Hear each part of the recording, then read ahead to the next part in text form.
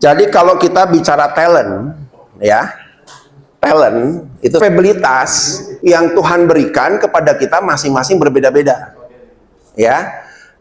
Dan tugas kita apa? Kemampuan kita adalah kita harus mengelola potensi bakat kita seoptimal mungkin supaya bisa secara pribadi berkembang. Secara teman-teman bekerja di sini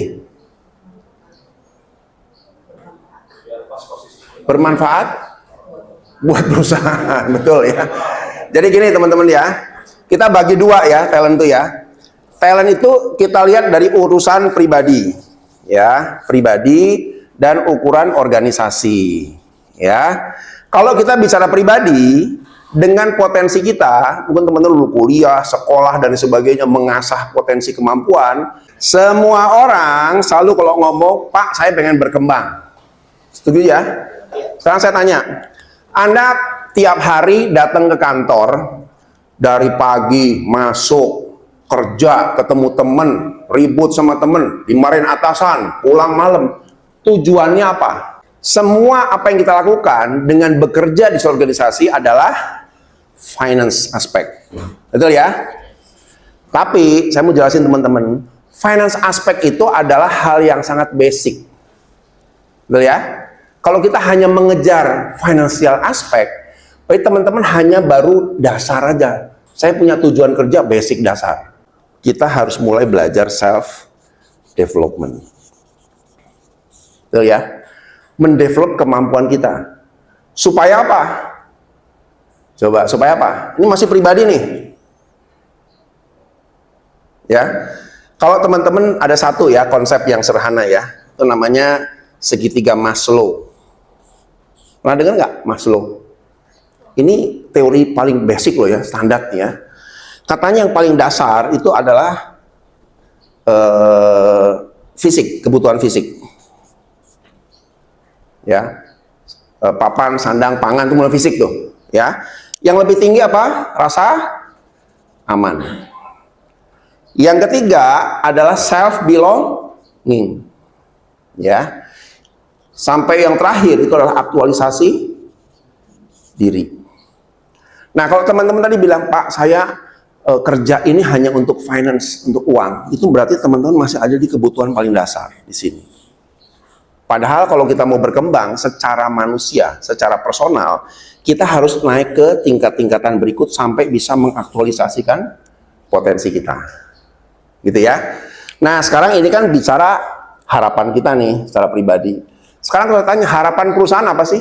Perusahaan kan ngerekrut juga nggak asal-asalan kan, betul nggak? Pasti dia seleksi dulu, bener nggak nih orang mampu nggak? Kalau dia masuk MTI, ada kontribusinya nggak? Kalau dia masuk MTI tambah gede nggak?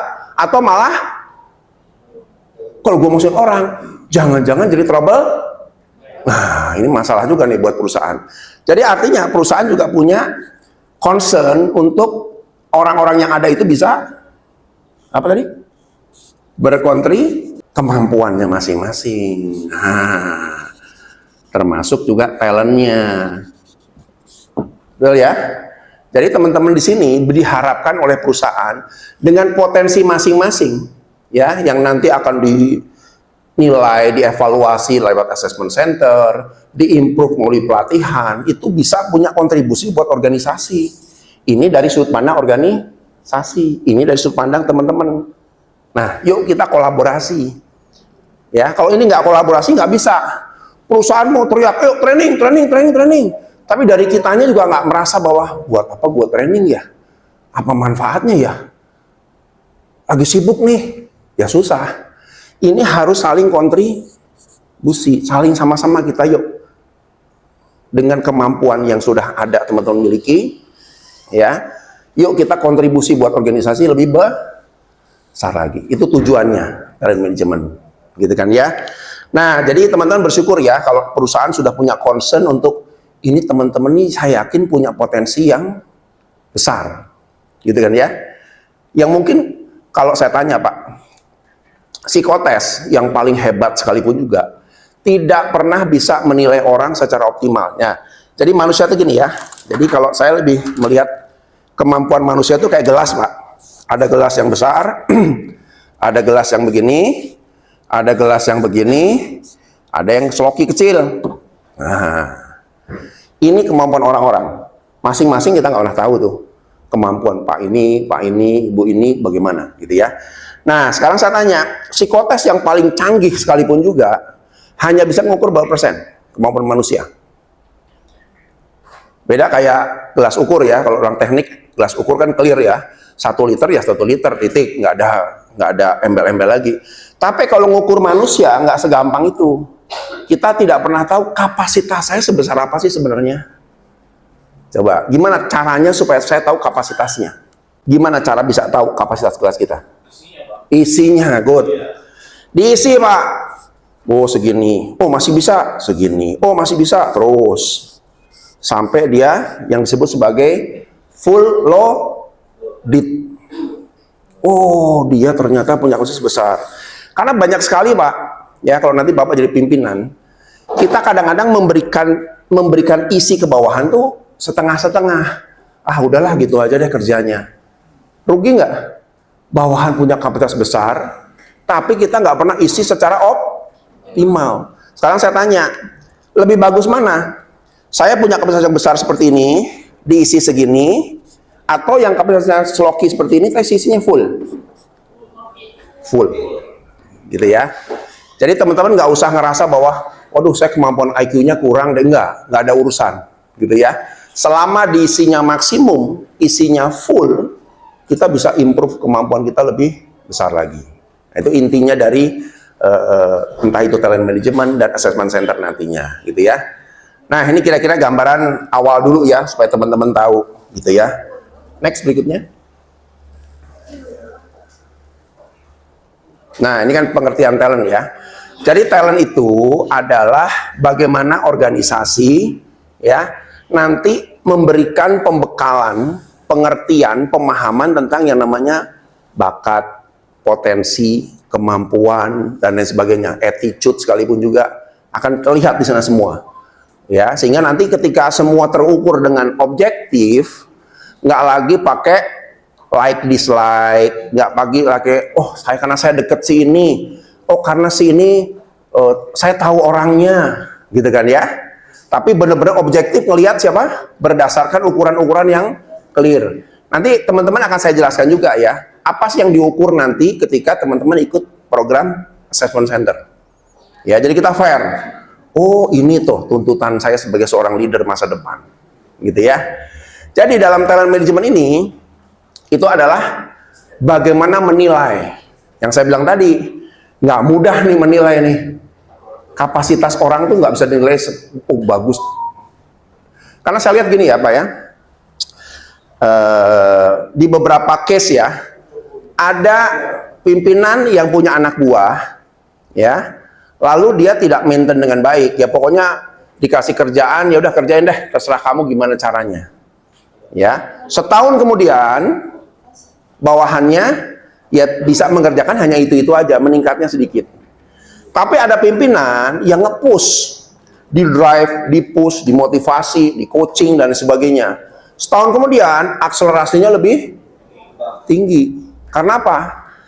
Leader yang tidak memberikan arahan yang baik, yang tepat, cenderung membiarkan, itu sama dengan mengisi kapasitas gelasnya hanya sekedarnya.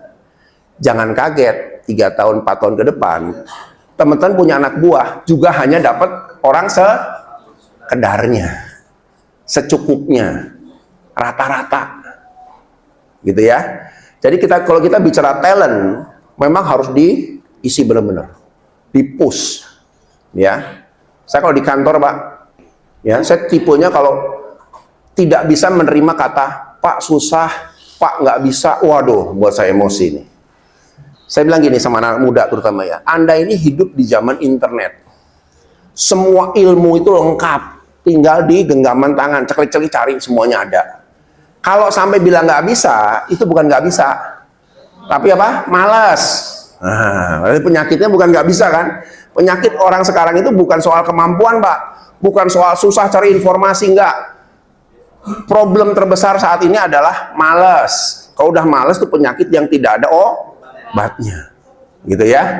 Nah, yuk kita makanya dalam konsep talent ya, yang nanti akan dirancang oleh perusahaan. Nah, artinya apa? Semua program harus dipersiapkan benar-benar. Teman-teman pada saat nanti jadi leader di masa depan sudah matang, gitu ya, leader yang matang, ya. Dan salah satunya dalam waktu dekat teman-teman akan dilakukan yang namanya assessment, ya.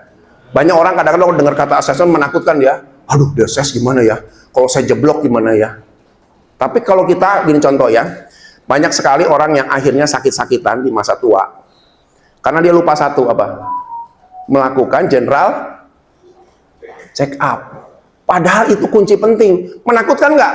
Kok tiba tahu, oh bapak kolesterol, bapak asam urat, jantungnya mampet, ngeri nggak pak? Kalau tapi lebih bagus nggak dibanding tiba-tiba lagi jalan cetot selesai hidupnya. Nah, coba pilih yang mana? Assessment juga sama. Mungkin menakutkan hasilnya gimana ya Pak ya. Tapi jangan salah, dengan tahu hasilnya kita tahu arahnya. Oh, saya lemah di sini. Saya perlu improve di sini. Saya perlu kembangkan di sini dan sebagainya. Gitu ya.